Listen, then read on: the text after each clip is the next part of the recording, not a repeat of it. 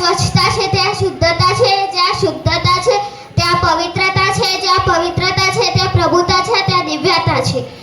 આવી રૂઢ માનવતા ધરાવતા આપણા દેશની એ જ પરિસ્થિતિ છે જે જોતા શરમથી માથું ઝૂકી જાય છે.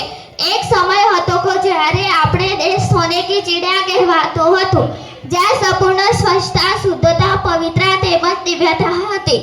પરંતુ આજે આપણા દેશની પરિસ્થિતિ આનાથી કંઈક વિપરીત જોઈ રહ્યા છીએ. અસ્વચ્છતા, ગંદકી, દુર્ગંધ એ આપણા દેશની મોટી સમસ્યાઓ છે. તેને આપણે સ્વચ્છ રાખવા માટે શું કરી શકીએ?